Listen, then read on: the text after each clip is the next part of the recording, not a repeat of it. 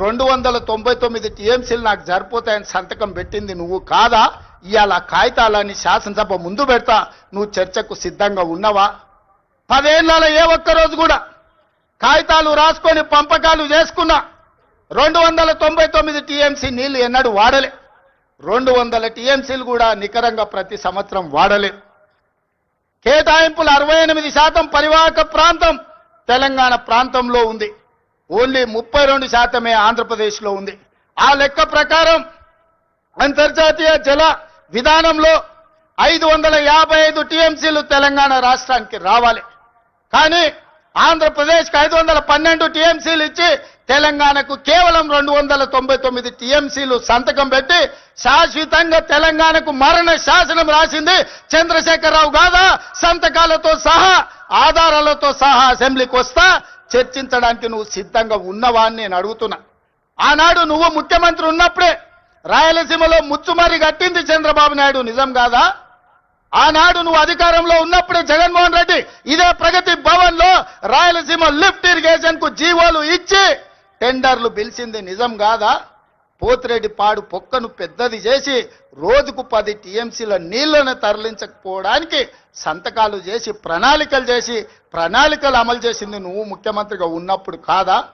ఆధారాలతో సహా నేను వస్తా, నువ్వు రా చర్చకు. కృష్ణా నది మీద మనకు రావాల్సిన నీళ్లను శాశ్వతంగా ఆంధ్రప్రదేశ్కు తాకట్టు పెట్టి తెలంగాణ రైతాంగం మీద మరణ శాసనం రాసింది నువ్వు కాదా? చేసిన తప్పులను కప్పుపుచ్చుకొని మొక్కం జల్లక ఫామ్ హౌస్లో పడుకొని ఇవాళ నీ అల్లుడిని ఊరి మీద వదిలేసి అచ్చోసిన ఆంబోతులాక నన్ను తిడుతున్నాడు. నేనేం చేసినా? నేను వచ్చినాక సీతారామక్క నీటికి 65 టీఎంసీల కేటాయింపులు తీసుకొచ్చిన. ఇవాళ సమ్మక్క సారలమ్మ ప్రాజెక్టు నీటి కేటాయింపుల కోసం మోడీతో కొట్లాడుతున్నా. నువ్వు వదిలేసిన తుమ్మిడి ఏటిని ఇవాళ ఎట్లయినా కట్టి ఆ తుమ్మిడి ఏటి ద్వారా శ్రీపాద ఎల్లంపల్లి శ్రీరామ్ సాగర్ కు నీళ్లు తెచ్చి ఈ రోజు ఉత్తర తెలంగాణను సస్యం సామలం చేయాలని నేను ప్రయత్నం చేస్తున్నా.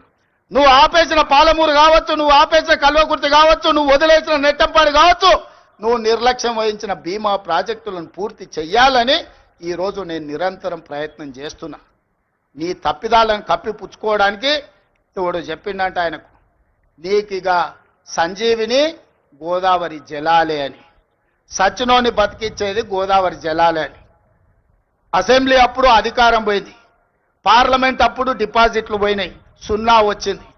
శాసన మండలికి వచ్చే వరకల్లా పోటీ చేయడానికి అభ్యర్థులు దొరకలేదు. తెలంగాణలో పార్టీ చచ్చిపోయింది, సచ్చిన పాము. ఆ సచ్చిన పాము ఈరోజు గోదావరి జలాల సెంటిమెంటుతోని ఇవాళ మంటలు పెట్టి తెలంగాణలో పార్టీ మళ్ళీ బతుకుతుందట. ముందుగాల చూసిరానికి అల్లుని పంపించినట్టు ఎట్లున్నదో చూసిరాపో నేను మళ్ళీ వస్తా అని. ఎట్లకెళ్ళి వస్తావు? తెలంగాణ రైతాంగం అంతా ఎడ్డోళ్ళు అనుకుంటున్నావా, గుడ్డోళ్ళు అనుకుంటున్నావా చంద్రశేఖరరావు?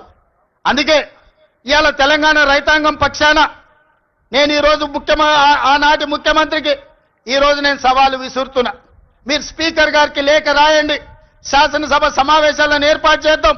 గోదావరి జలాల మీద ఒకరోజు, కృష్ణానది జలాల మీద ఒకరోజు చర్చ పెడదాం. గోదావరి జలాలను తరలించకపోమన్నది ఎవరు? రాయలసీమను రతనాల సీమ చేస్తానది ఎవరు? ఈ రోజు సంపూర్ణంగా చర్చలు చేద్దాం. నేను తప్పు చేసినట్టు ఒక్క కాగితం చూపించినా, నేను మా ఉత్తమ్ కుమార్ రెడ్డి గారు ఆంధ్రప్రదేశ్ ప్రణాళికలు రచించినప్పుడే కేంద్ర ప్రభుత్వానికి ఫిర్యాదు చేసినాం, కేంద్ర ప్రభుత్వానికి చెప్పొచ్చినాం గట్టిగా. మీరు వాళ్ళకు సహకరిస్తే సుప్రీంకోర్టులో కలుసుకుందాం, మీ సంగతి వాళ్ళ సంగతి అక్కడ తేలుస్తామని చెప్పొచ్చింది మేము. మా చిత్తశుద్ధిని నువ్వా ప్రశ్నించేది?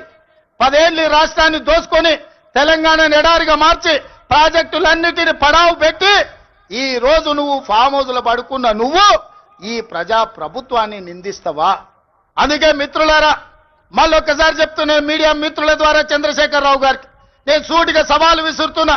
గోదావరి బంకంచెర్ల మీద పూర్తి స్థాయిలో చర్చ చేద్దాం. మీరు స్పీకర్ గారికి లేఖ రాయండి, మీరు ఏ తారీఖు నాడు పెడతారు